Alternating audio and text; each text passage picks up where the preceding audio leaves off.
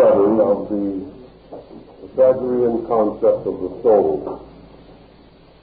Tonight we wish to advance that a little further, developing from concept of the 47th proposition and its right angle triangle.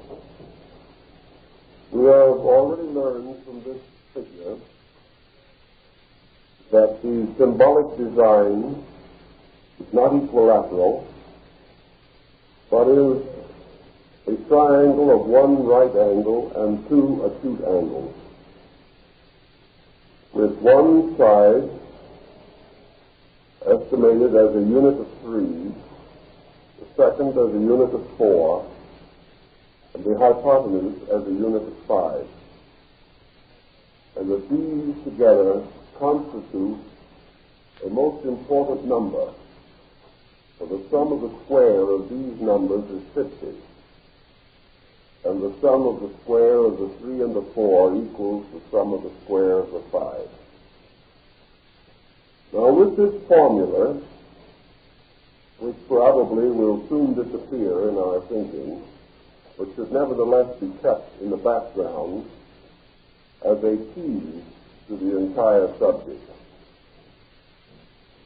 we must proceed to the fact that the Pythagoreans held certain secret and valuable keys to the mystery of the human soul. But these keys probably came from Asia, and certainly were taught by the Orphics, and later, after Pythagoras, passed to Plato and Socrates, and finally were rather beautifully systematized and summarized in the writings of Plutarch. Thus we begin with a field which has unusual vitality today because of our ever-increasing interest in psychology, which we have defined as the language of the soul. And from the Pythagoreans, we gather certain information which should be of interest to psychologists.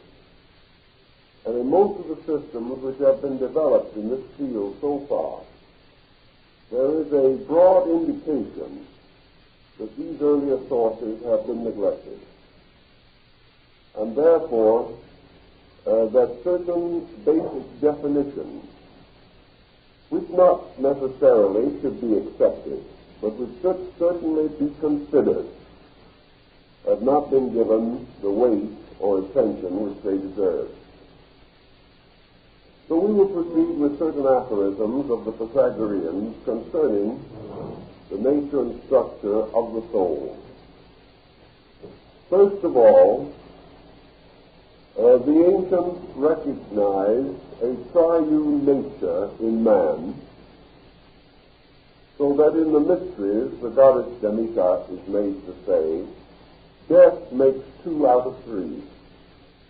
This is a peculiar statement, but indicates that at death a part of the triad or trinity of the human personality is lost, or is cast aside, leaving 2 parts. Now, in our Western theology, we are inclined to think of these 2 parts as spirit and soul, but this was not the Pythagorean approach, because actually the Pythagoreans did not consider spirit as a part of the human personality.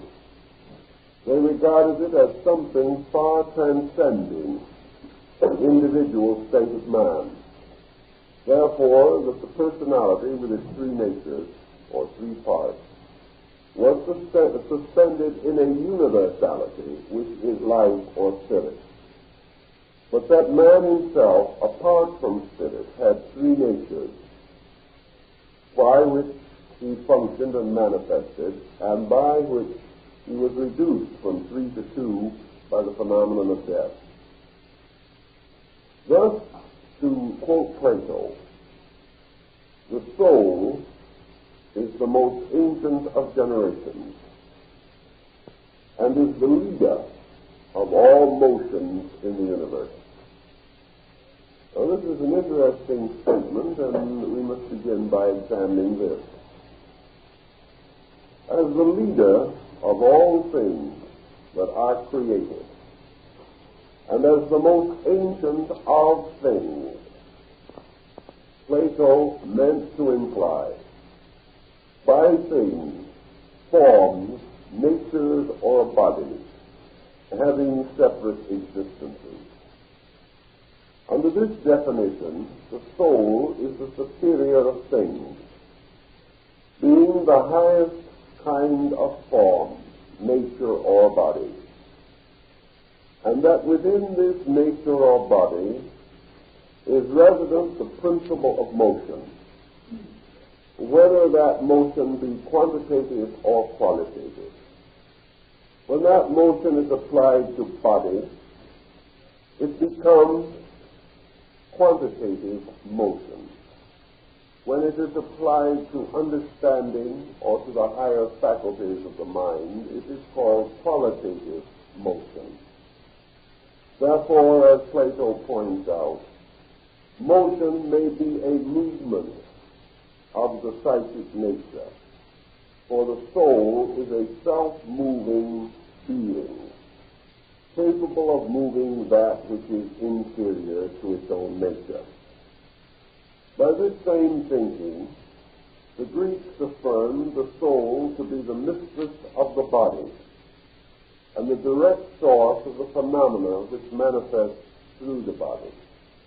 Plutarch, following in the ancient path, insisted that all things about the body which have qualitative or quantitative significance are due to the activity or motion of soul. Therefore, if we say a person is a fine person, we are applauding the motion of his soul. If we say that he's nasty, we are also criticizing the motion of his soul. For in all things by which he manifests, in pain or pleasure, in virtue or vice, in knowledge or ignorance, he is revealing qualitative soul motion. All motion of this kind being some kind of a movement within a field of quality or a field of energy. The soul, according to the Greeks, therefore, was primarily and fundamentally a being. And because it is called a being, it is separate from and dependent upon being itself. A being is a creature or a creation, and all things that are created from a previous state and ultimately return to it again. And that which is the root of all creation is the uncreate state, which, however, possesses within itself the shadow and image of the world soul. Therefore, being moving into manifestation moves because of soul energy within itself. For things remain forever the same, whether in God or in the earth, unless they are changed by the soul.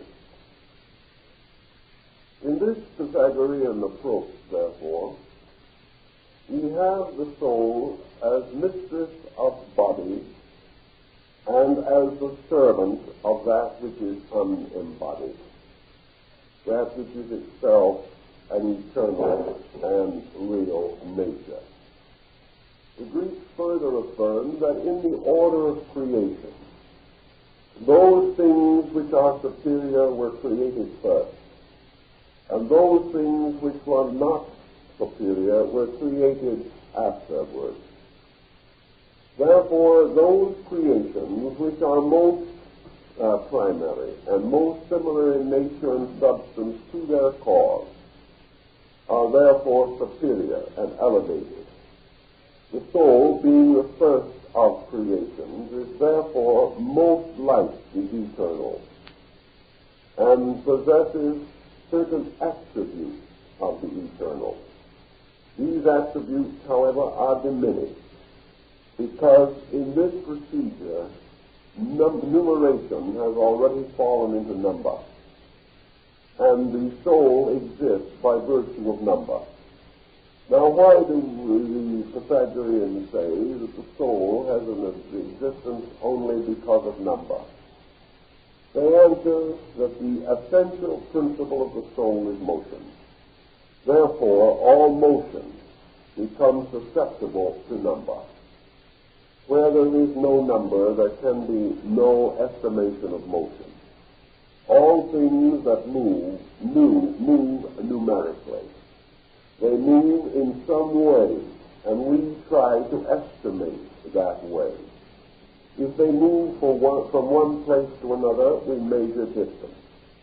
Or if they move from themselves, we measure velocity. All things that are moved, therefore, come under some form of mathematical estimation, because they must move in place, or in nature, or in condition. They must therefore also have environment. And so, being a thing can only be a thing because somewhere there is an absence of that thing. The only being that cannot be accompanied by the absence of itself is eternity in its own nature. Thus, to have motion, a thing must move. It must move in quantitative interval, which is called place or space. Or it must move in qualitative interval, that is, in condition, kind, or nature within itself. Motion being the primary attribute of the soul per se, or in its own natural and inevitable nature. It is said in the rites of the old mysteries that the soul is a wanderer, that it is forever upon a road, it is forever traveling, and as Plotinus tells us, the motion of this soul is wandering and staggering as though it were intoxicated or sick or ill. It is interesting because, as we find out later, there is a reason for this erratic motion of the soul. The ancients, therefore, made up the triad of man with a body and two soul natures. There was a twofold soul, and this twofold soul represented the extensions of its own qualities.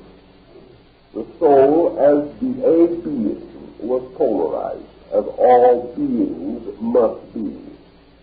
Only that which is eternal being itself is without objectified polarization. The soul, then, has of itself two natures, and was termed by the Greeks either the rational or the irrational nature. Now, the soul, by the attainment of one of these polarities, becomes responsible for certain agitations or activities. A soul is said to be rational if by its own nature it verges toward a superior state. It is said to be irrational if by its nature it verges toward an inferior state. Thus the soul, united with the mind or the intellect, is commonly referred to as the root of understanding, and the soul, united with the body, is referred to as the root of passion. Now, the terms understanding and passion are not necessarily to be immediately differentiated as good or bad. Understanding may cover a very wide gamut and is itself polarized into both good and bad. Passion also has a wide gamut and is polarized into good or evil. For example, joy is a passion of the soul, and not necessarily to be regarded as evil. And the scheming of the plotter is a kind of understanding, which is a negative pole of the union of the soul and the mind. The difference of these polarities, therefore, lies essentially in the energies used by the soul. When the soul uses what is called intellective energy, its polarities develop on the plane of thought or of ratiocination of some kind. Or when the soul is united with the body, its energies move on the level of emotion. Therefore, we have a new set of polarities, thought and emotion, which we recognize very commonly in psychology. Yet at the present time, many schools of psychological thinking do not differentiate between mental and emotional soul attributes. They consider them as both arising from a common source. And they consider that thought perhaps is moved by emotion, or emotion by thought. They do not recognize, as the ancients did, that two complete machineries or chemistries are involved in these polarities. Thus we may say that the natural tendency of the soul in seeking wisdom or in seeking improvement is to ally itself with understanding and bestow motion upon understanding. So understanding in motion is called the rational soul. When the soul verges towards body and motivates body, this motivation is called the irrational soul, or the passional power of man. For passion is body moved by soul. And the two polarities become rather clearly understandable as we go further. Now, the body, according to the ancients, being corruptible of its own nature, must ultimately be restored to the elements from which it came, which are the earth. The soul, though having a greater and more intense life, was held by the Pythagoreans to have a certain corruptibility.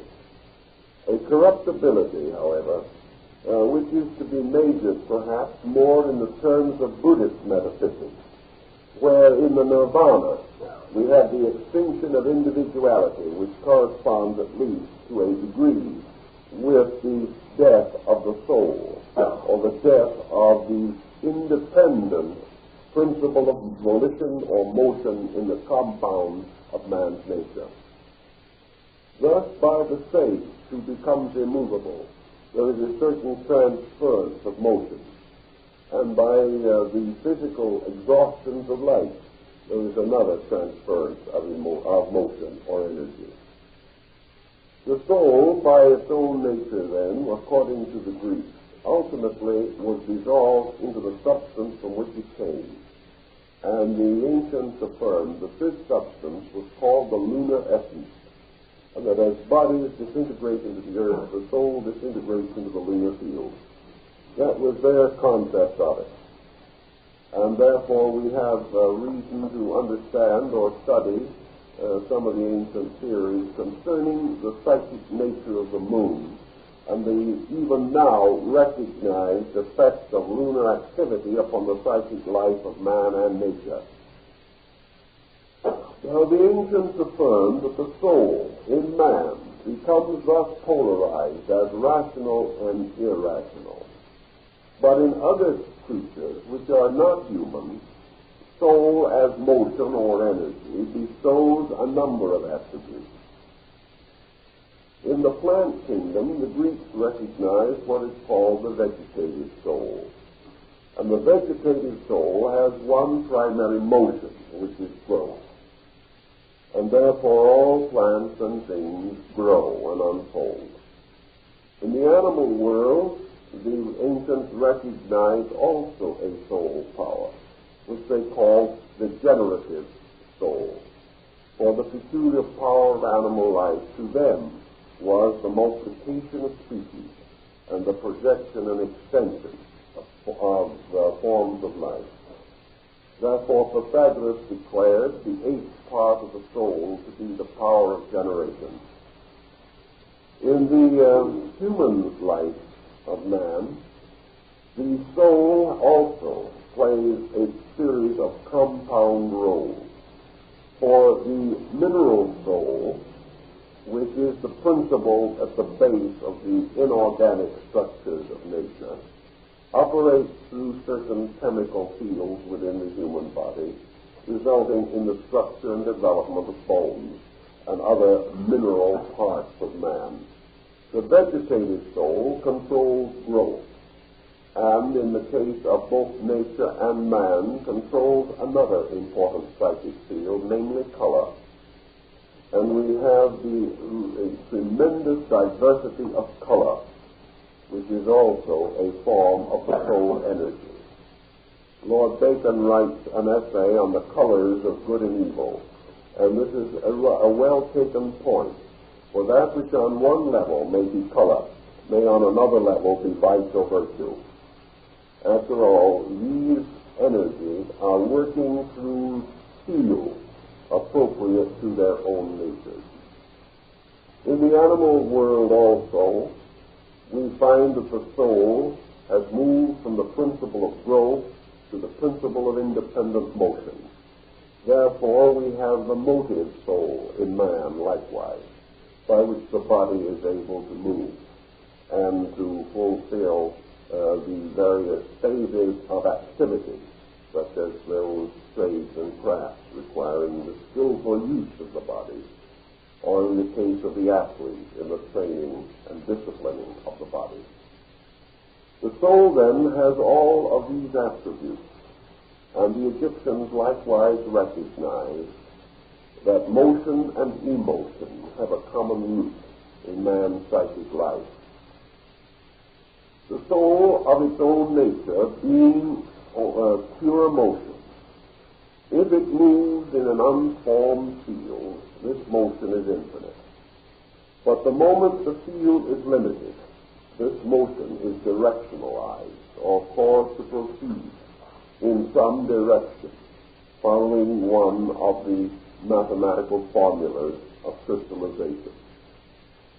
So in the Greek thinking, and in the Pythagorean thinking particularly, and this also follows very far in the Socratic dialogue, the individual is regarded at this stage of his growth as coming into the world with a soul which by its nature and propensity may have three kinds of life simultaneously.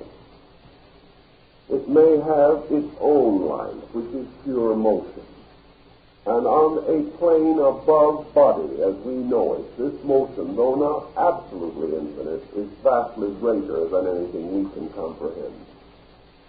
This soul, however, immersed in body, intoxicated by body, having taken of the drink of the waters of Lethe, or the waters of forgetfulness, and having become filled with the toxin of body, is then said to wander erratically, not only about the world, but about the body, causing a variety of stimuli, some of which are reasonable and some unreasonable. Also, the soul in this state of torpor, this state of involvement, is said to have entered into a sea of humidity, which explains the Greek statement that a dry soul is wise. This thought is a little difficult for us to explain immediately, but the Greeks declared that the physical earth was surrounded by a kind of field of etheric humidity. That this humidity was like a strange quicksand, and anything that fell into this sphere of humidity inevitably moved on downward into generation and birth. Therefore, the soul which was once dampened by the humidity of generation was required to be born. So Heraclitus observed that if the soul was wise enough to keep dry, it would not have to be born. This may have some consolation to the prohibitionists. In any event, the soul, having descended into generation, becomes, as it were, a principle of motion or energy within the body. It therefore extends outward through the body, producing innumerable manifestations. We find what we term evolution to be merely the ideation of the soul's energy. It is a constant motion, qualitative or quantitative. The process from birth to old age is motion. The problem of hunger and the digestion of food are motions. Everything, including the beating of the heart, is motion. And this motion is made possible because of the vitality of the soul. It's because of its residence in proximity to the body makes possible the animation of form. If the soul is thus immersed within the body, held there in this torpor, or caught in this curious quicksand of generation, this primordial ilus, or slime, which of course is the root of the word ilium, and which in turn is the story of the Trojan War. All of these mysteries of the Greeks have to do then with the two procedures. One is the involvement of the soul in generation, and the other is the release of the soul from the principle of generation. That which is the descent is normally called generation. And in the case of man, the ascent is called regeneration, which implies not only a return to a superior condition, but the attainment of a superior state or qualitative motion. Therefore, in the ancient line of thinking, the fall of man was considered to be one kind of motion, and the regeneration of man another kind of motion. Man being born into this world at some stage of his great cycle of activity is therefore endowed with a soul, by means of which certain motions and emotions are possible to him. One of the most primary of the essential motions of the soul is its pendulum-like swing between extremes. And these extremes represent either the rationalization of man or his gradual descent into a more animalistic or bestial state. In the positive motion of the soul, we have involved a principle which the Greeks call the principle of pure intellect. And the principle of pure intellect, in its completeness and in its essential nature, was considered almost, if not entirely, synonymous with being itself, because being was absolute intellect. But on the level of human power or human ability, the most positive achievement within man is the polarization of intellect. Now, this means quite a little different thing from what we commonly think of as, for instance, union with divine mind or something of that nature. To the Greek, the intellect was something which was partly, at least, dependent upon the soul and the body. Now, the Greeks did not consider intellect in the sense that we might use this term in a depreciating way to represent merely mental agility. A concept of intellectualism is not implied. Rather, by intellect is here understood a statement of the apperception of the workings of the universal mind itself. Man, therefore, has within him a potential, a seed of capacity to think with deity, to think with God, to think the thoughts of God. But this potential lies dormant in him because it must be energized. And the only way in which it can be energized is through the power of the soul, because the soul wakes it up, gives it power, gives it purpose, and variously, as Plato says, agitates it. If it is not so agitated, it remains only seminal or seed-like. The same is essentially true of body, because body is a seed likewise, this seed existing in a condition which we call matter. If the soul verges toward the body, it energizes the seed of body, producing what we may term the growth of bodies or forms. Of these forms there are two kinds, one being termed rational forms and the other irrational forms. Rational forms are those which have within themselves, when developed, certain powers of knowing. Irrational forms are those which, when developed, become bodies, but are not of themselves rational. And the human body is regarded as an irrational form, because while it may have and does have kinds of mind within itself, and each of its cells contains an intellectual seminal unit, the body as a totality, when perfected and matured, is still not self-governing. The body of itself is a shell, a wandering thing, and without being ensouled, it is mindless or soulless or beingless. It is a moronic thing. It is a mongoloid type of thing, something that has no purpose. As we observe when for any reason the mind is diseased or destroyed, with it departs the grandeur or the nobility which crowns and makes important the fact of the body itself. So the soul, by the processes of generation, has been required and as part of its natural function.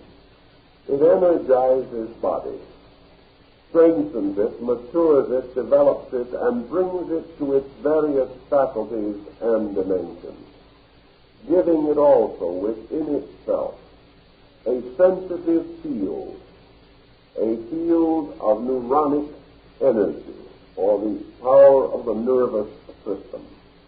And this field and this wonderful tutoring and care by the soul causes the body to achieve a state of utility, a state of value, a condition in which this body has not only its outer form, but a series of inner incentives.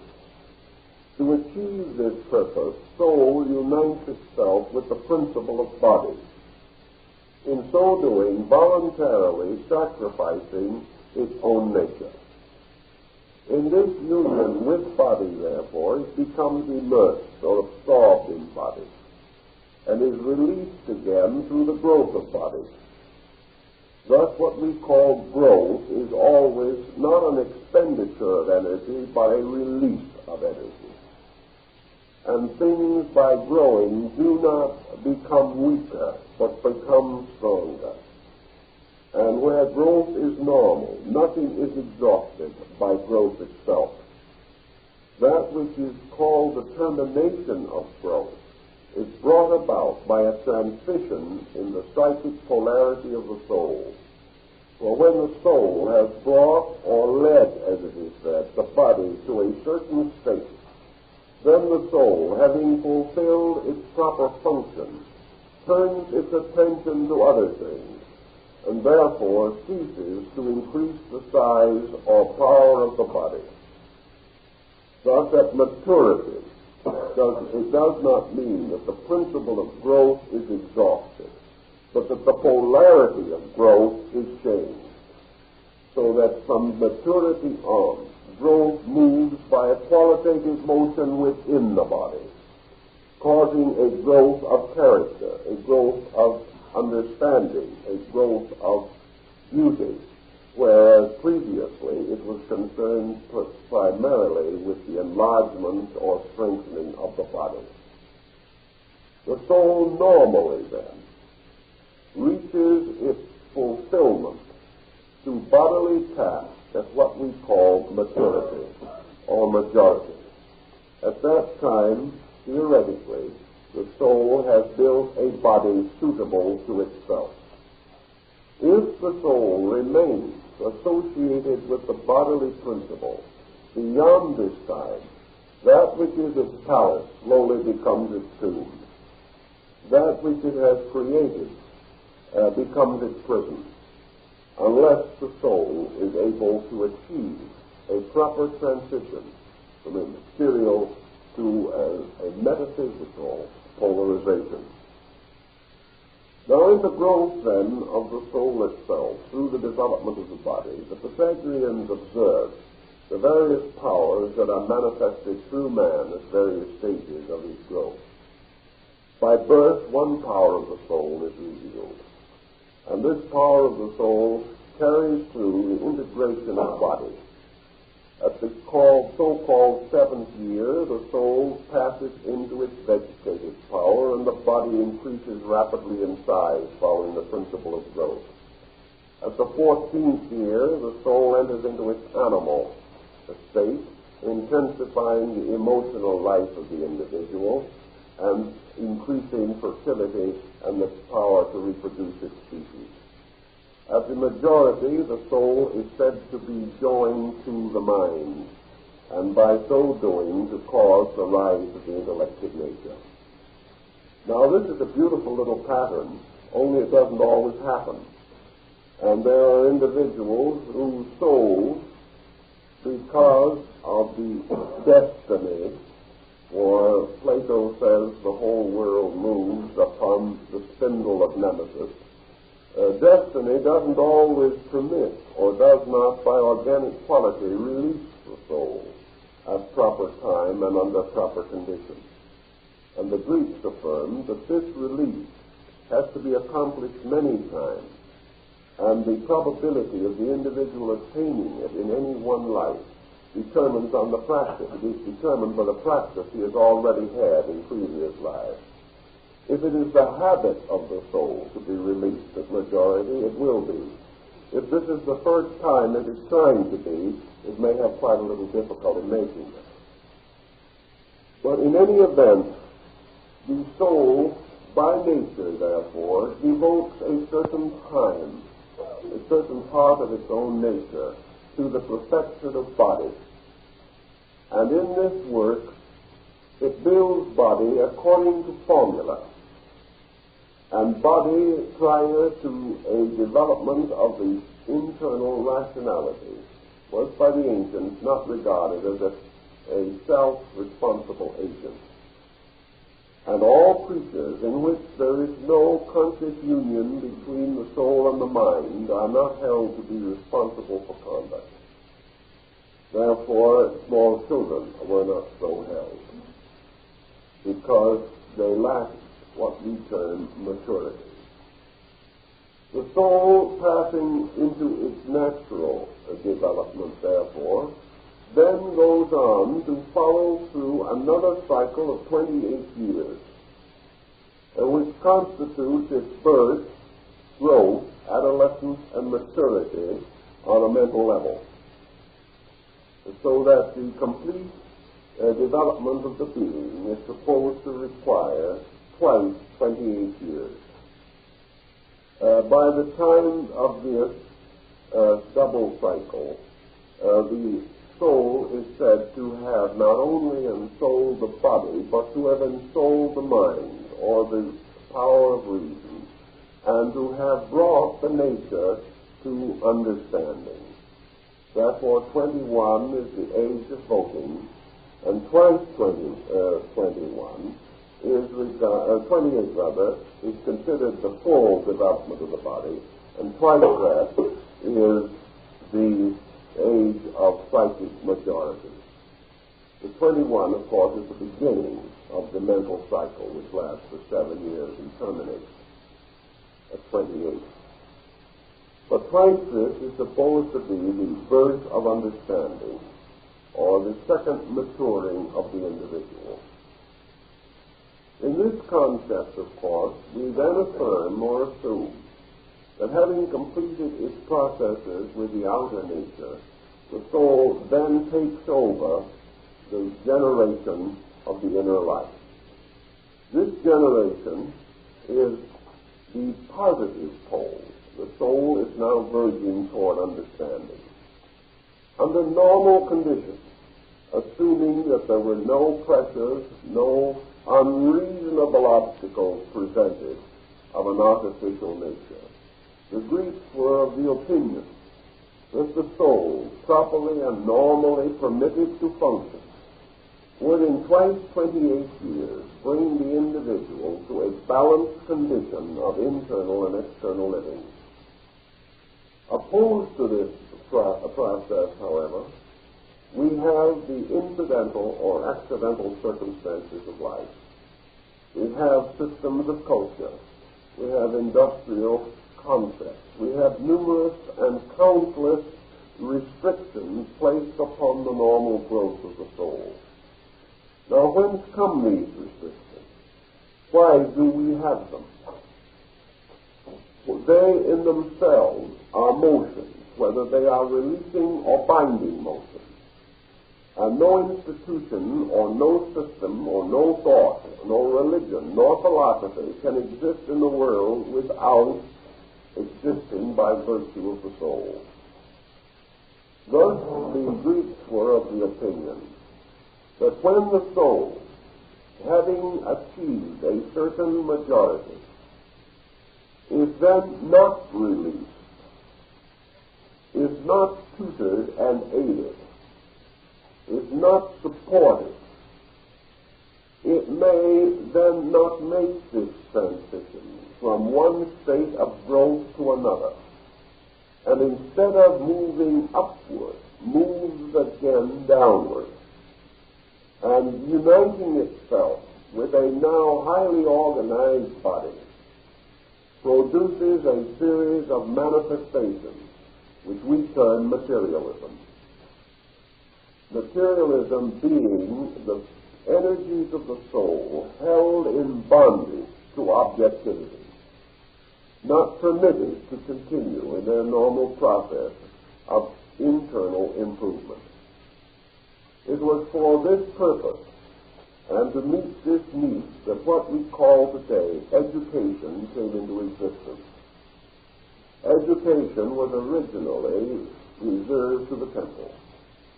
It was that part of man's life which was devoted to the conscious program of growing up as a person rather than as a body. The body grew up and usually requires a certain amount of assistance in this procedure. In this process, the child is assisted parentally. He is also given certain social opportunities. He is cared for, he is guarded, he is fed, he is clothed. And he is encouraged to achieve that kind of education which will adjust him for a physical existence. Therefore, he reaches majority with certain skills or aptitudes suitable to maintain his livelihood.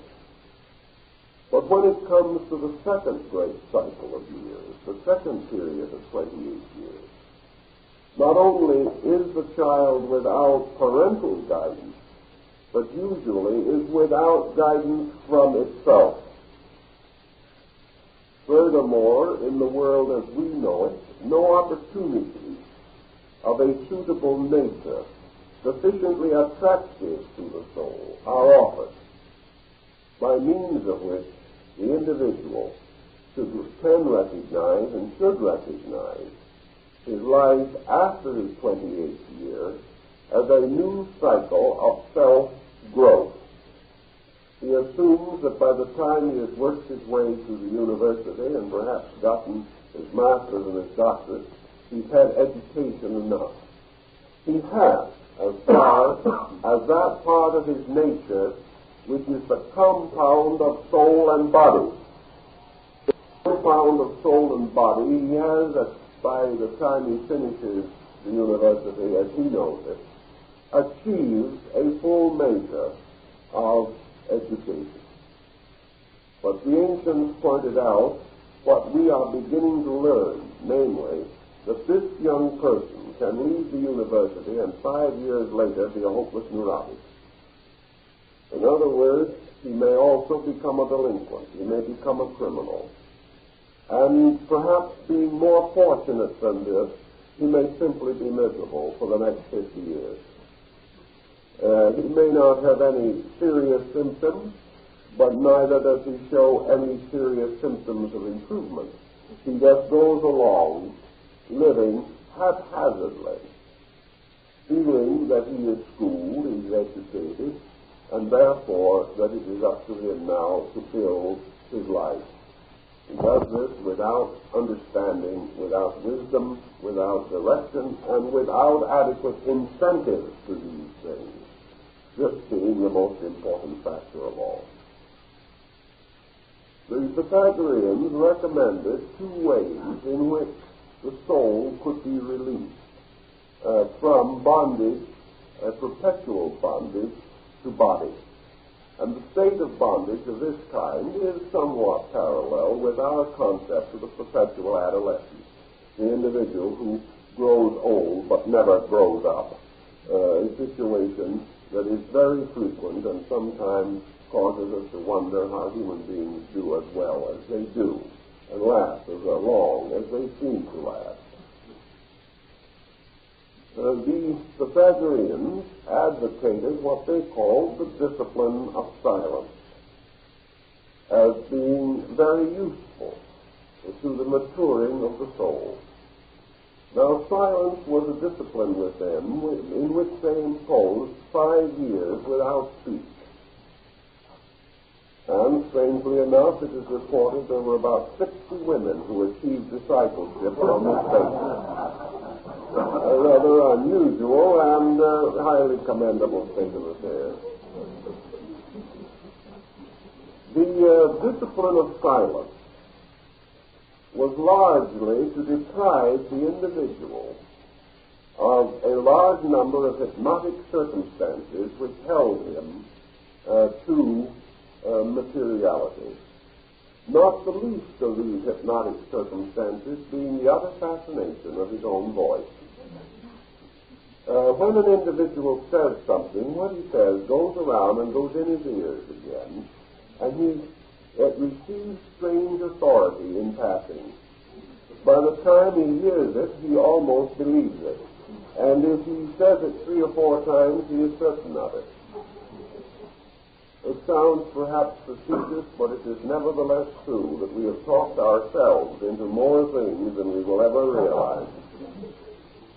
The second point in connection with the discipline of silence was that it was not limited to vocal activity. It was a symbol of the attainment of internal quietude or relaxation within the psychic field of the body. The purpose of this relaxation was to give the soul an opportunity to assert its own motion, recognizing that by quieting the pressures by which the soul is bound to body, the soul could restore its own equilibrium. thus by reducing the tension of living, reducing the tension of emotion and thought, and thereby not constantly focusing the psychic nature upon the body, it could be assisted to develop a greater and more independent nature. Now, the soul, as we say, is not only a motion as we know it, but a constant focalizing of motion. A good example on a very simple level of what we are talking about is the individual who discovers that he has a peculiar pain somewhere. The moment he focuses his attention upon that pain, it will increase, because he will gather psychic energy and create an intensification of the pattern. A singer becoming throat conscious will almost immediately develop a dry throat and be unable to sing well. Wherever we focus attention, we create tension. And where our entire life is focused objectively, we create a tremendous objective tension. We focus every resource that we have on whatever we are doing. If our one great dream in life is to be the head of a large business, we will focus every bit of attention upon this. And gradually we bind the psychic energy and make a slave of it. In other words, we take the soul, which is a being superior to body, and we chain it in servitude to body, making it a slave of objectivity alone.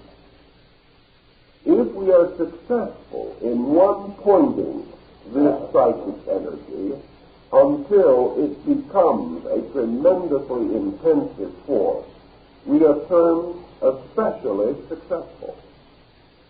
Because when we do that, then nothing can stop us.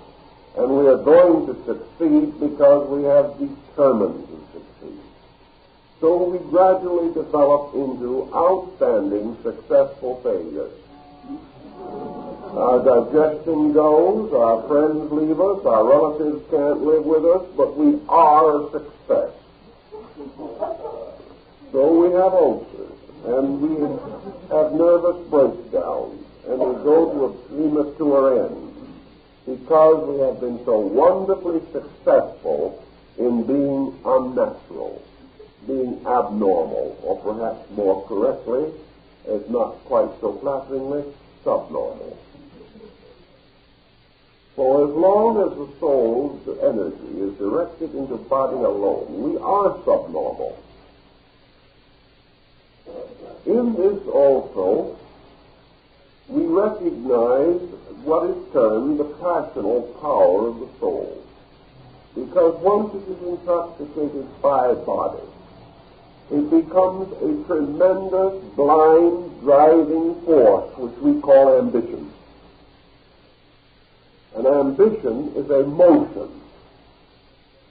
Ambition is a tremendous psychic energy. And this energy drives like a heartless taskmaster. And this energy drive is a phase of the suffering or condition of the deluded soul. The soul, having been captured, having been intoxicated, having lost all vision and perspective, releases its energies in these erratic pressures. And we have all of the different fields of psychoneurotic difficulty and even psychic disease. Because the soul, not being permitted to be what it was intended to be, becomes sick. All energies or powers which are not used according to the laws governing their usage are said to be abused. And if they are abused, they rebel. And ultimately, the wrong use brings the entire compound to dissolution. If, on the other hand, when the soul has attained equilibrium within the body and has brought the body to maturity, according to Plato, then, the soul becomes the mistress of the body, becomes its leader, becomes its goddess, is the one to whom, like the mystic troubadours of old, all these love songs of these minstrels were written. The soul becomes the dark lady of the Shakespearean sonnet, becomes the mysterious dark virgin of King Solomon's song. It is this mysterious beloved, sought always by the various Arabic sects, such as the dervishes and the Sufis and the Druses and all of these groups. The soul then finds, or should find, the body at its feet, adoring it, and recognizing it as the Virgin Sophia, the great mother of the body and the great guide and guardian of the body. And the soul, of course, in its own proper nature, is symbolic of the sanctuary, of the ecclesia, the church, the cathedral, the temple, the mosque. All these are soul symbols, symbols of internal sanctuary.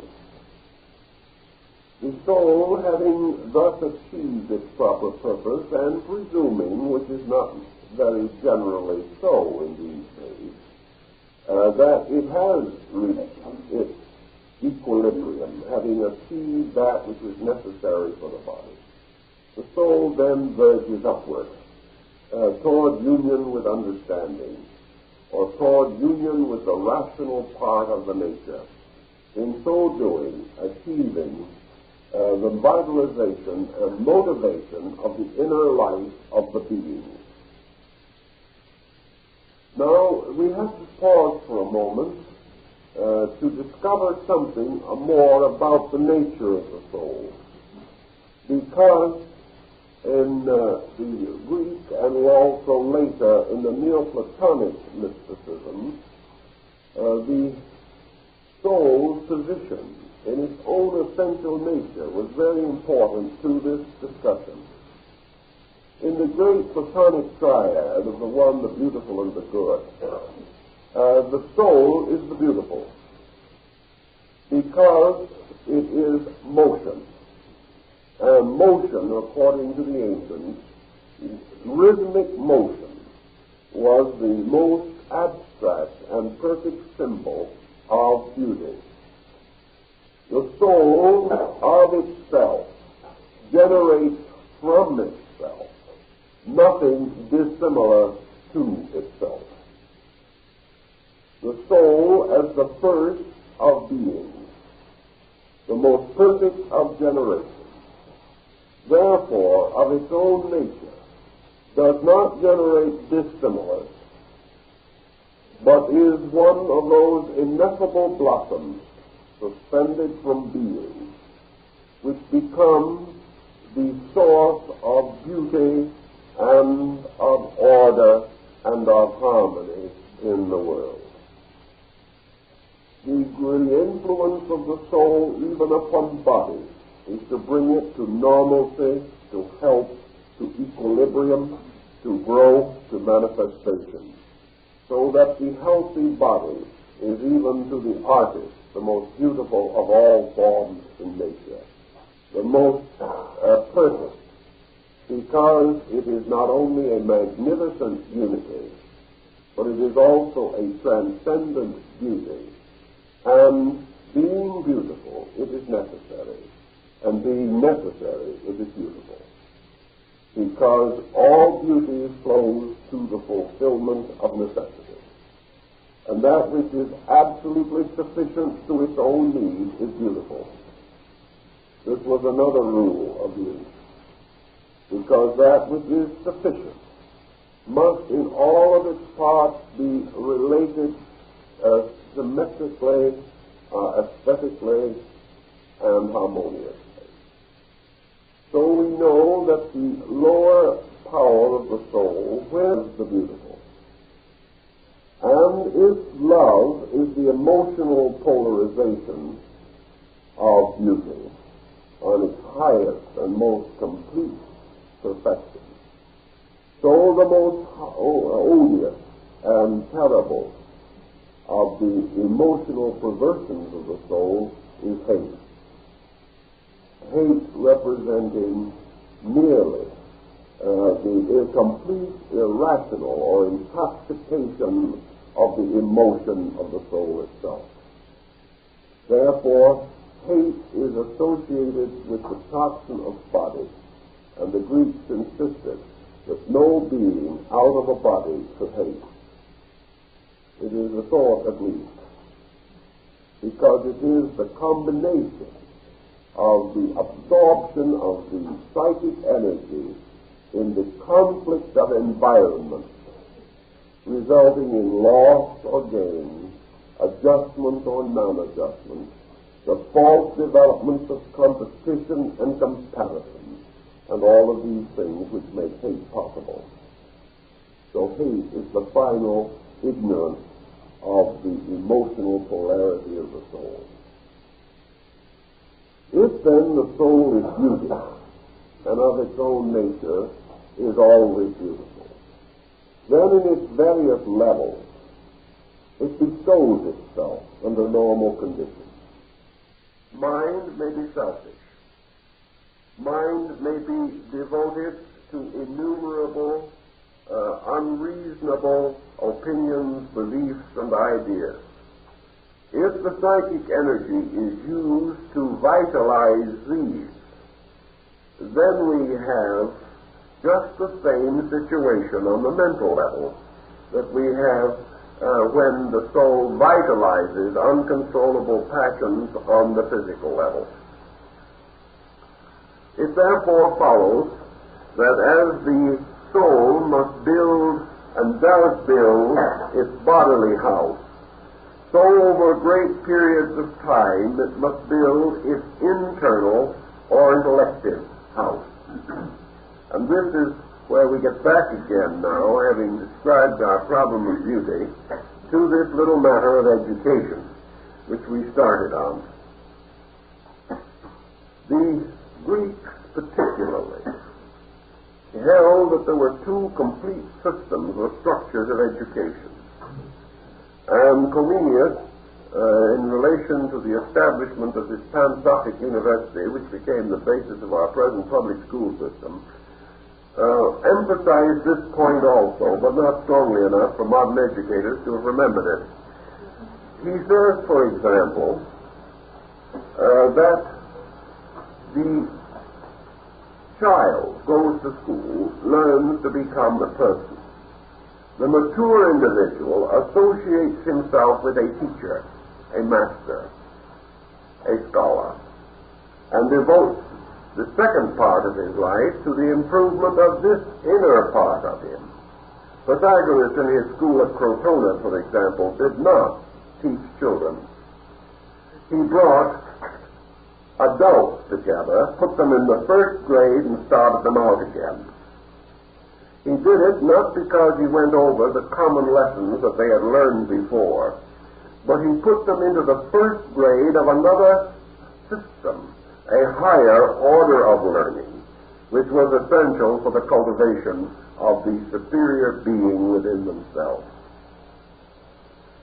Thus, as the child learns its letters and its so-called 3 A's, many of which are not well taught today, by the way, the grown disciple going on into the ways of wisdom entered into what the Greeks and later the Germans called the gymnasium, and there they went on and learned the mature philosophies of adult living.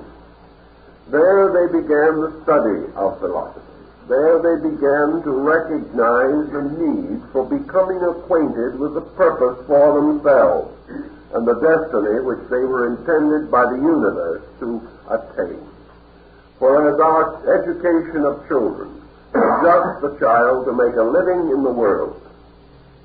So the education beginning in the temple and in the mystery school and in the schools of the great teachers adapted the adult to build a life in the universe, to build a full and complete statement of himself. Such a procedure is entirely contrary to our thinking, but based upon that procedure, Greece, in the period of about 300 years, contributed more creative thinkers and great founders of knowledge to the world than probably any other nation in twice the same length of time. There were probably more Greek creative thinkers alive at one time in Athens in the 4th century B.C. than there have been in the entire history of European thought in the last 500 years. Because one list alone of really great outstanding thinkers among the Greeks went to over 300. And each one of these made a basic contribution to human knowledge, whereas today we are simply building upon those foundations and reforming, revising, and amplifying a wee bit. But who today is inventing arithmetic, geometry, biology, or physics? That was done in those good old days, which we look upon as benighted and extremely limited. But in the concept of the disciplines involved, the soul moving gradually towards the positive polarity must overcome step by step the limitations of the untutored mind. Now, as Confucius pointed out, if the soul only had ignorance to contend with, it would be a simple matter. But it has something infinitely worse than ignorance, and that is wrong knowledge. If the individual doesn't know, we can teach him. But if he doesn't know, it is more difficult. And if he is fully convinced that that which he knows is right and it is not right, he is most difficult of all. So to the average person, most true learning is unlearning, getting rid of that which is not so. Now, if an energy is fed into an instrument that is moving and operating like a machine and fuel is given to it, it will continue to run according to the pattern that it has been following.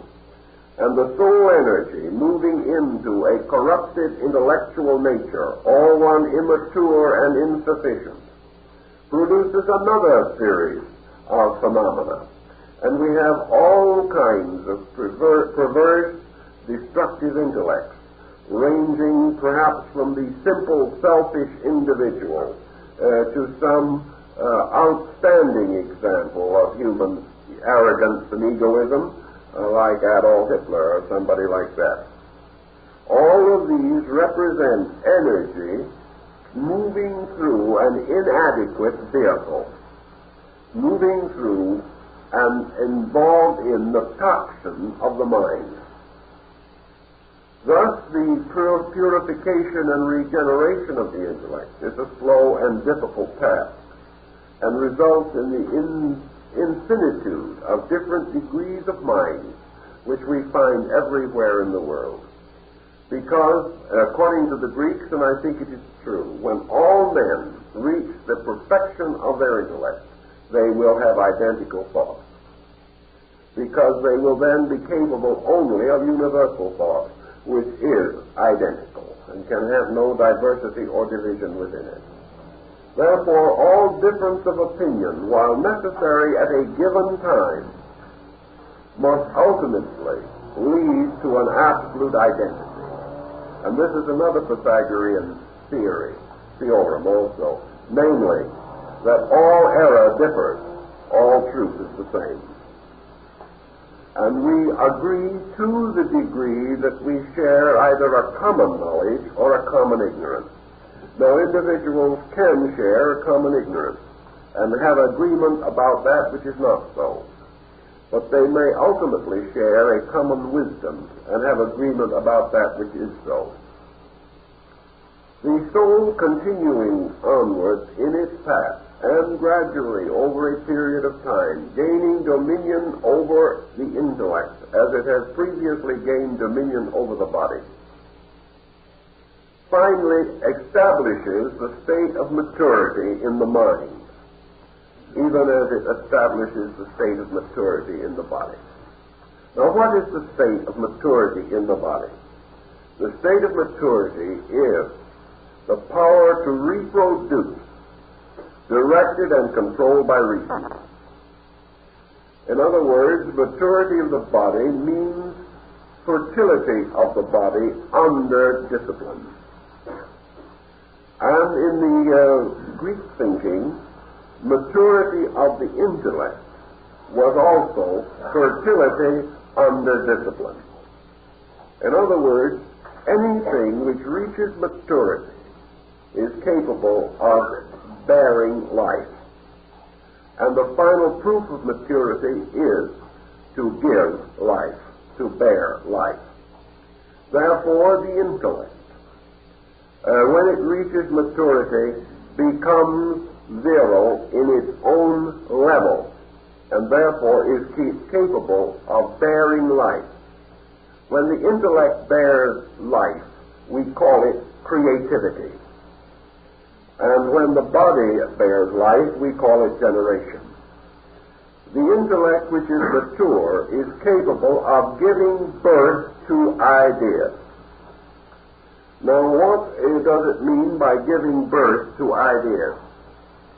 Does it mean that the intellect actually is able to fashion from that which is not a substance or a nature which is?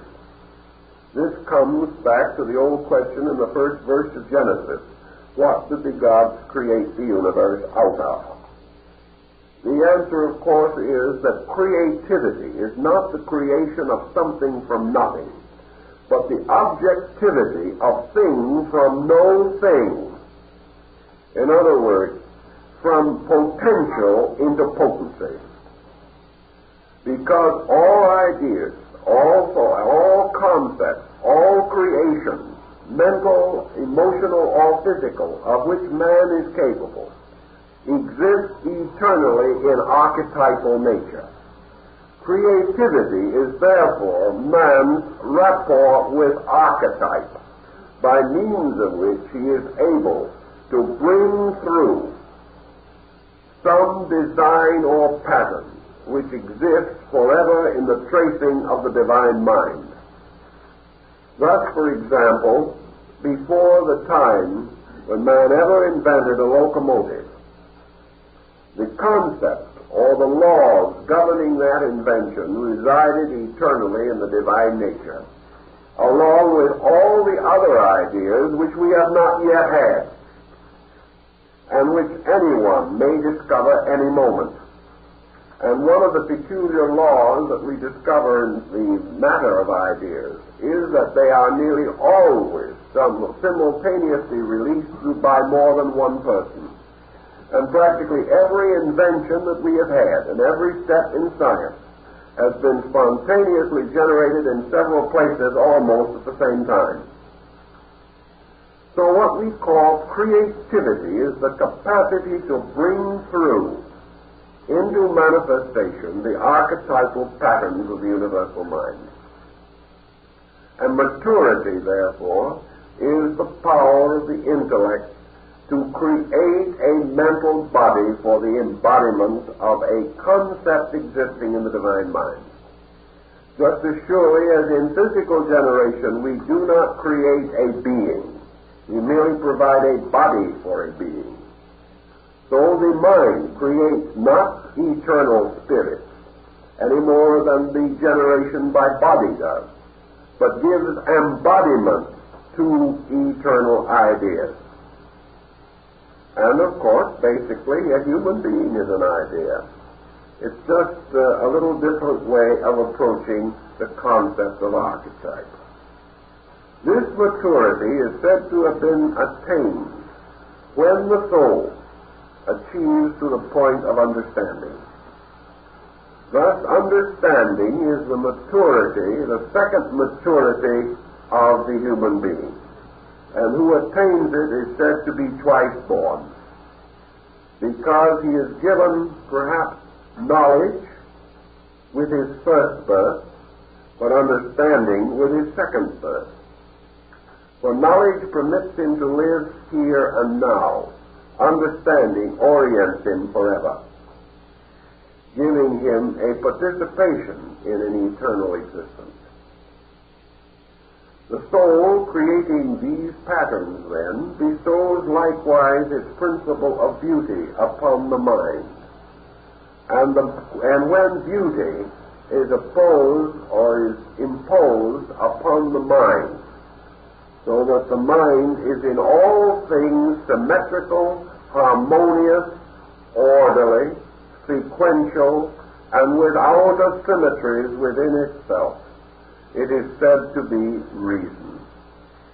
Reason being in the perfect pattern within the state of mind. Because to be reasonable means to be harmonious on a level of mind. And reason in its purest nature is absolutely symmetrical, without distortion within any of its parts. But the word reason is here used platonically, archetypally or ideally, not in our common daily usage of the term. People constantly talk about things being reasonable or unreasonable, but most of the remarks are unreasonable. But by pure reason, we mean that in which there is no defect of judgment. Therefore, there is no dishonesty. And what dishonesty is to the mind, deformity is to the body. So all of these are parallel, and the two processes move practically on the same pattern, but on different levels of manifestation. The soul, which has thus become the instrument of understanding, now finds itself in the most complete and perfect state of which it is capable. For it not only governs the body, but also governs the mind. And having achieved government over both the mind and the body, it brings them together into an absolute harmony. And they become the two horses drawing the chariot of the goddess, because they are then pulling together, which is impossible unless they are held or their reins are held by a third power. So the soul is regarded as then moving or manifesting itself according to its own nature.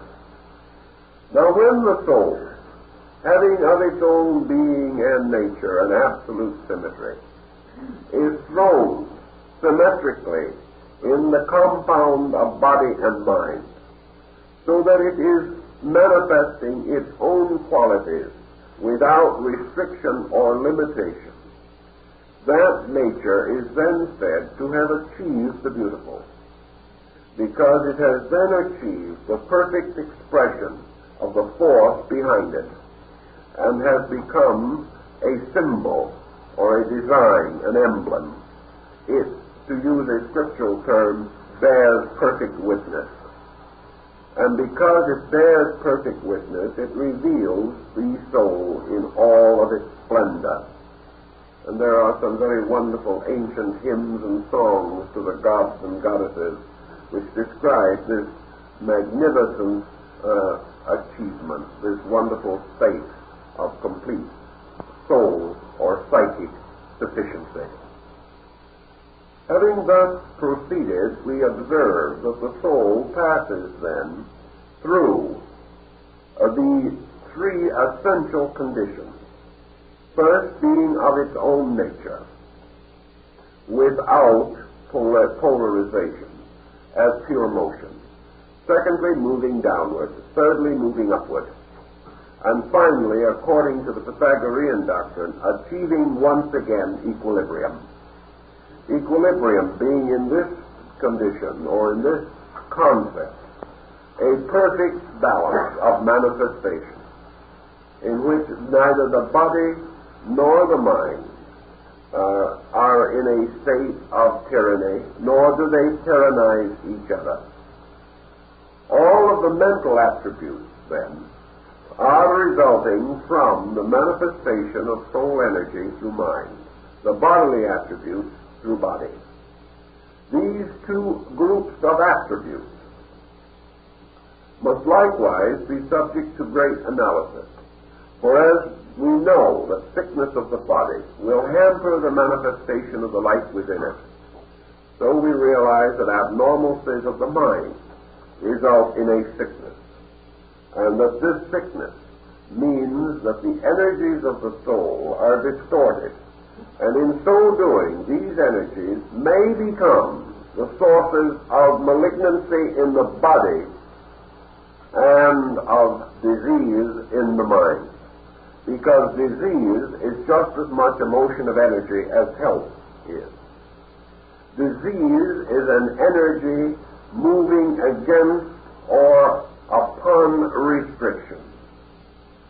And wherever there is an obstruction to the motion of physical energy, there is sickness. And wherever there is an obstruction to mental energy, there is a fixation or a complex. And what we might term a boil or a bunion or something of that nature in the body will be correspondingly found as a fixation, a complex, or a center of neurotic pressure in the internal life of the individual. And just as various diseases may feed by using energy for their own growth, and thus ultimately destroy the body, so attitudes, opinions, notions, wrong concepts may become vitalized until they devour, eat up, or expend all of the energy which should be devoted to the normal function and growth of mind. Energy, therefore, both creates and destroys. And in the Egyptian and Greek religion, the soul, therefore, had its positive and negative appearances. It was not only a goddess of beauty and truth, but also a fury, capable, when abused, of bringing a horrible vengeance with it. And this is one of the points that we are least likely to realize today, namely that we cannot abuse energy with impunity. That which we misuse or abuse must ultimately return in the form of an avenging deity, wrecking our happiness and life. The term happiness is also associated with the soul, inasmuch as happiness is actually and essentially a comfortable state of the soul. Now, happiness is for most persons a passing mood. We do not have it in any extended period of time, and we are taught to assume that it is best so, because if we were happy all the time, we would probably do nothing and accomplish very little. We would simply enjoy ourselves from now on.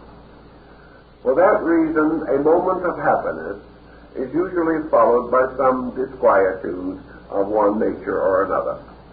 But happiness theoretically, the happiness of philosophy, which is the byproduct of achievement, the happiness of philosophy arises again from lack of tension, from relaxation, order, and adjustment within the psychic life. So when the soul fits comfortably into its mental, emotional, physical pattern, it is said to be at peace. And when the soul is at peace, because it has no discomfort within its own functioning, the individual is said to be at peace. And we have a nice term for it, peace of soul. We're all looking for it. But the only way that the soul can be at peace is when the soul is comfortable. Because it is just as difficult for the soul to be happy when uncomfortable as it is for an individual to be happy when walking around in shoes 2 sizes too small. and he is uncomfortable, and this discomfort destroys the natural equilibrium of his various parts. If, therefore, in the Greek philosophy we study this, we realize that what we call happiness comes not from the body, but from the soul. And therefore, that unless the soul is content, there is no security in life. And this brings us another term, security.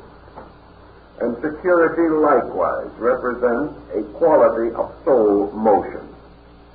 That individual who, turning within himself, as the Greeks say, finds within that luminous power which is the first generation of being, and finding in that power a sufficient light and a source of eternal good, that individual is secure. And all security means to be able to turn inward and find sufficiency. So wherever there is insecurity, the individual is unable to commune with himself. And where he is unable to commune with himself, he must be insecure. There is no external power which can bestow security. We talk of security in old age, and then comes a depression. We talk about the security of our investments, and then comes a bomb. We talk about all kinds of securities, but we're talking about things that can pass in a few hours. The only security which exists is that in which the individual can live consciously in the company of his own soul.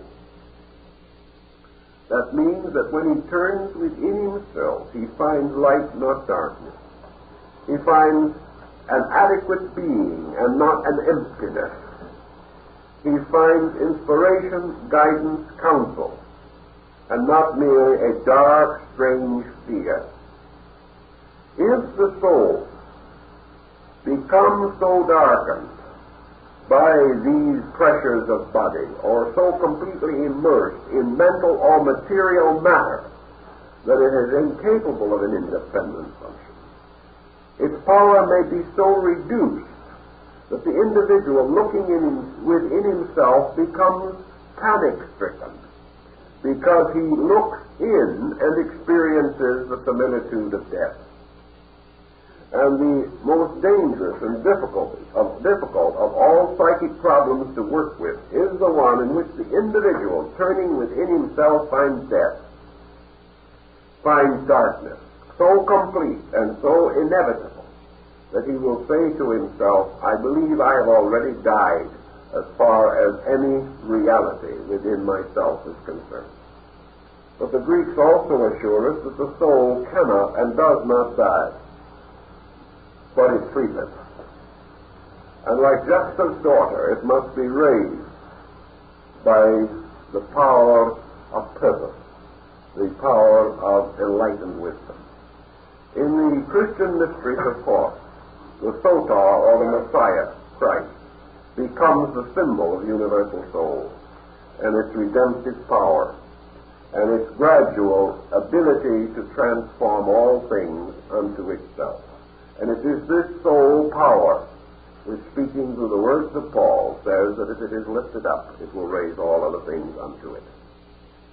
Now the soul, having thus a nature and a substance of its own, the Greeks believed was divisible from body, and that when motion and energy had energized all of the conscious powers of man, that the power of the soul was then gradually withdrawn, so that finally pure consciousness took over, and that the soul prepared the being for re-identification with its own inevitable root. Thus the soul was a ladder, or so symbolized, and it was also the mysterious jewel of 7 stars, because the ancients considered the solar system the symbol of the soul, with its 7 planets. And they placed this in the middle distance between the earth below and the empyreum, or the sphere of the fixed stars above. and the 7 churches in Asia, the 7 rungs of the ladder of Jacob, all of these are symbols of the soul. For man striving or climbing to security ascends through the levels of his own soul, and by the energies thereof, as we find, of course, in that divine Pymander of Hermes. Now, in one more point, we must develop our theme, and that is that we must refer to and mention the numerative power and the relation of the soul to the concept of number, thus getting ourselves right straight back into Pythagoras and explaining certain points. The soul, according to Plato and Pythagoras, is a number because of its own essential nature. It is, by substance and being, an ogdoad, or the power of the number 8. The soul is called the number 8 for several reasons, and when we discuss the meaning of numbers a little later, we will go into that phase of it. But the soul has 7 powers which are in themselves invisible, and it has an 8th power which is tangible, known by the Greeks as the seminal power or the power of reproduction. So the soul energizes man in 7 ways within himself, and also bestows upon him its 8th power, which is fertility. All of these, then, are the essential numbers of the soul. As an ogdoad, or a magnificent mathematical pattern, the soul is a phase, or is an exposition of the concept contained in the Greek of the numerative soul of being. We've already mentioned the numerative soul. The numerative soul is that which bestows number. And in the Greek philosophy, every phase of the soul's energization is by means of number. And it can bestow, therefore, all numbers within itself, which are the numbers 1 to 8. But it cannot bestow the 9, which is the number of man, nor can it bestow the 10, which is the number of beings. Therefore, the soul falls short of the totality of man and of being. Yet, being superior to man by nature and generation, why does it fall short of man? It falls short of man because the soul exists for a reason. And that reason, having been perfected in man, the soul dies and the man does not. This is one of the formulas in the Greek problem. The verbum, or the word, which was an ancient term for the soul. We are reminded of the lines of an English poet: "Never the world of its pain be made whole, till the word made flesh be the word made soul." The word, or the verbum, with its 7 powers, creates a certain thing. It does so, it is said, by spreading seed in space. The soul accepts the seed and warms it, and brings it to life. And having perfected it as a parent, has the same relation to offspring as a physical parent. Actually, every child is the parent of the man. Every generation, every form of life, should by nature excel its own parental course. So, because it is the nurse of bodies and of minds, brings them to maturity in order that they may excel it. So, what is the only way in which a self-moving energy can be excelled? And the Greeks said that the only reason and the only method by which it can be excelled is because it is potentially constantly moving about an unmoved center, which is being itself. Man is capable of releasing being, or being released into being. Therefore, soul is inferior to the perfection of potential man, because man is capable of re-identification with conscious godhood, and beyond and above the power of the soul is the fact that, like the Sota, the mysterious myth of the dying God, the Savior God always dies for the salvation of man, and the soul is the Savior God that dies that man may be saved. Now, the mystery of that is the attitude which the Pythagoreans reduced to a simple fact. That which is eternal is immovable. Therefore, before the restatement or the completion of all things, they must become immovable. And they cannot be immovable unless the soul, which is motion, voluntarily relinquishes its power over them. Thus, that which is to achieve or to attain must transcend the power of the soul. The power of the soul is thought, emotion, and energy. It is love and hate, good and bad, life and death. It is all things. But perhaps of all the great philosophic systems, none greater or more exactly than in the case of Buddhism points out how all of the polarities of existence must be overcome before that which is mortal can become immortal. For nothing that moves can be eternal. And the mathematical concept of this is that finally all motion must cease. And in the complete cessation of motion, you have the state of eternal reality. Now this leads us to a very interesting thing. Because in the material world, when a thing stops moving, it is dead. In the invisible world, when a thing stops moving, it is God. So you have your positive and negative polarities. Daemon est Deus inversus.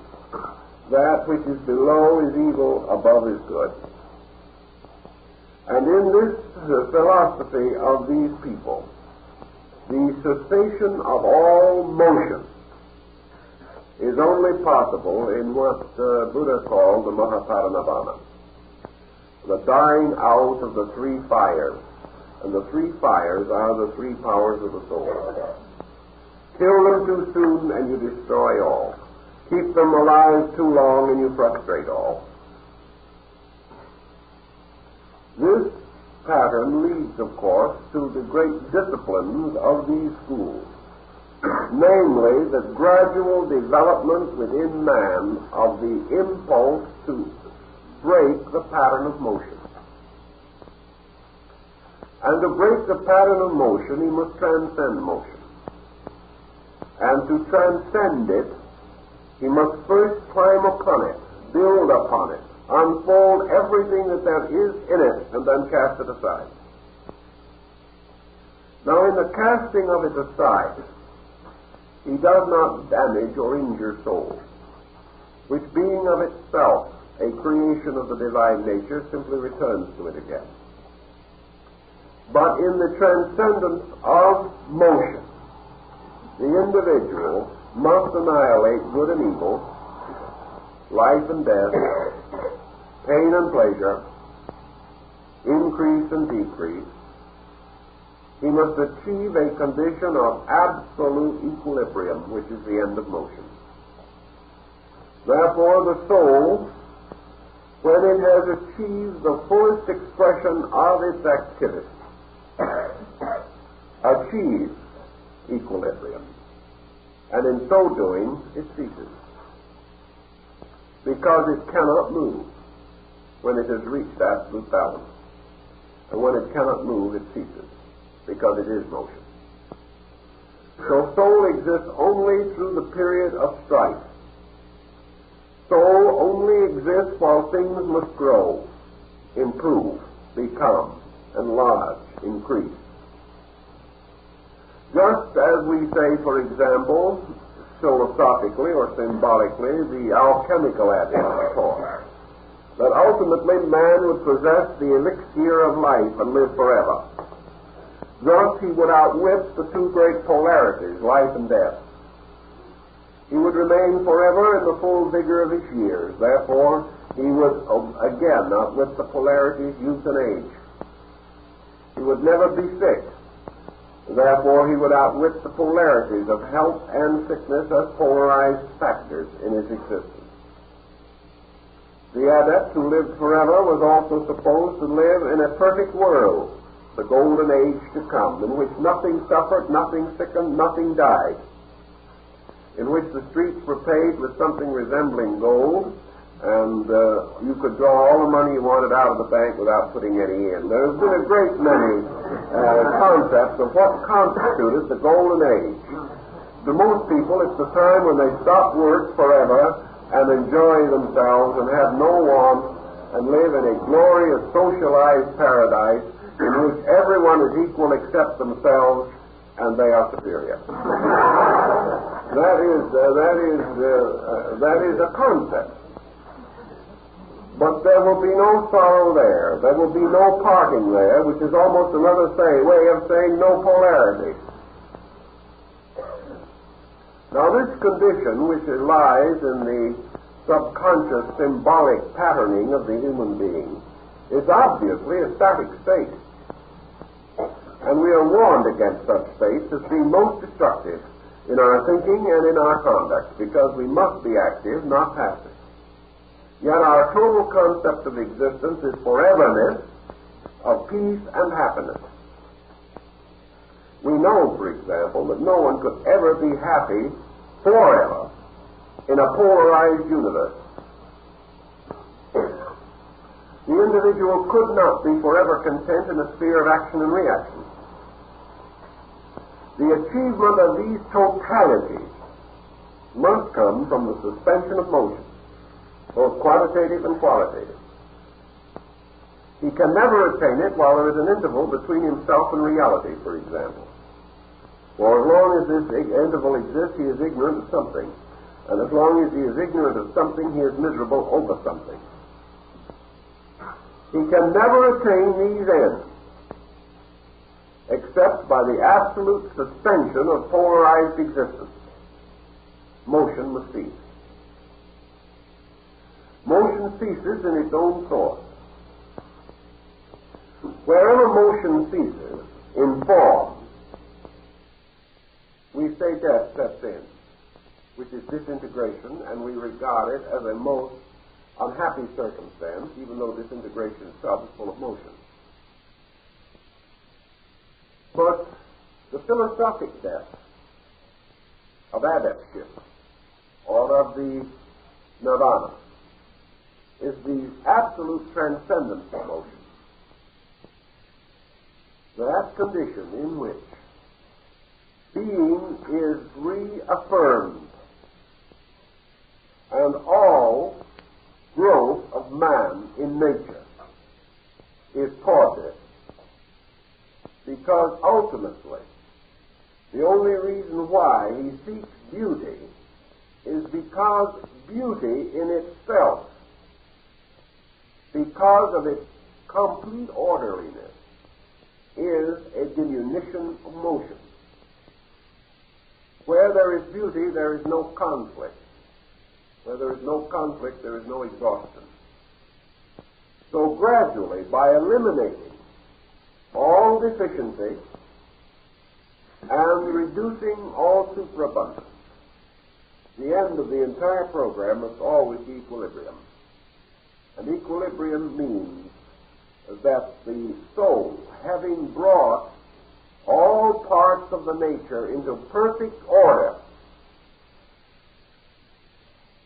that its primary purpose, which was to move toward order, having been fulfilled, no more motion is possible, because there is no more motion conceivable beyond the ultimate move by which a being is re-identified with being itself. Being is not immovable, but it is with complete suspension of motion. Therefore, it is the unmoved mover of all other things.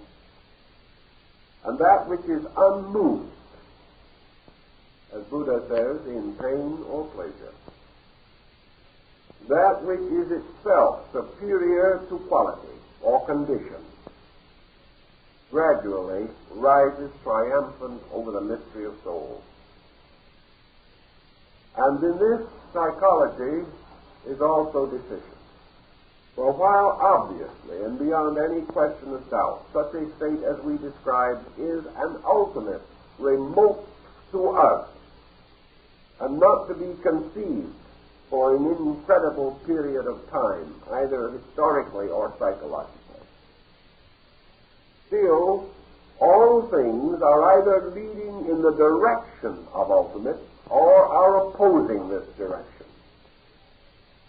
Therefore, if re-identification with the suspension of motion is the ultimate state which nature has desired for man, and which therefore is the ultimate good for man, regardless of how he may look at it, then man's growth should be with this recognition or realization somewhere within his own being. And he should recognize the moral value and the ethical significance of integration away from conflict, and that unification, or the bringing together of divided parts, is an essential purpose of his own nature. Motion exists only until this ultimate union has been achieved. And in a state of ultimate union, there is no longer motion. Because things which are one neither separate from each other nor come together.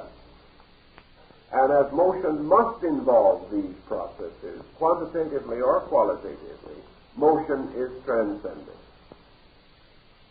Now we refine motion and emotion. We say, for example, that we will redeem passion and transform it into a gentler emotion, compassion. What is a gentler emotion? Less motion. More quality of motion and less quantity of motion. And when motion becomes all quality and no quantity, it becomes immovable. Thus, perfection is a complete suspension not only of motion but of the need for it. For things having been brought into their primordial and archetypal form, in which the distances between center and circumference are equal everywhere, and these distances themselves have been absorbed and annihilated by the dominance of being, then there is neither going nor coming. There is neither approaching nor departing. The great life of man is a motion of approaching reality. Motion ceases when the end is reached. No man runs after he has won the race. And yet no man dare stop until the race is run. The soul, therefore, gives us the power to win the great race of life. It gives us the means and the energies required to transform and transmute all of the elements and substances of our compound nature, refining them, causing us gradually to outgrow their grosser parts, and furthermore, by soul, permeating all of the elements and substances of bodies, thereby hastening also their own growth. For just as surely as man is warmed for the sun and is nourished thereby, each cell in the human body is warmed by the psychic sun in man. The soul is the nourisher of the atoms. It is the vitalizer of all things. The regeneration or release of soul power and the purification of its vibratory pattern therefore bestows growth or evolution upon every cell, atom, and electron of the human body. And in this way, man takes care properly of his own universe. For just as surely as man depends upon an invisible and eternal source for life and strength, looking toward it hopefully and with faith throughout the entire period of his existence, so the population of man, the cells and atoms of his own body, receive their nourishment and nutrition from the compound psychic achievement of himself. He is their son and father. He is their light giver. And as the growth of man proceeds, great waves of evolution take place within him, and whole orders of life are psychically vitalized. And when he has finished with his psychic energy needs, these energies continue and individualize and bring to perfection every seed which we call a cell within the human body. Thus there is a constant motion of growth. And man, through the improvement of himself, becomes a better God over his creation, just as surely as in space great universal processes are unfolding, bringing man to the destiny for which he was ordained. The soul becomes the life of the little lives that are within us. And as animals have group souls, so the cells in man have a group soul, and that group soul is man himself. Therefore, we are not only little creatures growing, we are gods over lesser lives. And everything that leads also follows, which was another well-known Pythagorean axiom. So man, following the gods, leads the chain of lives that are dependent upon him. Thus, in this process of the soul's energy, its numerational patterns and archetypes, the soul is impressing its own original design upon all things. When they fulfill that design, they move to the suspension of motion and achieve quietude. And the most ancient symbol, probably, of total being is quietude. And at the end of striving comes peace.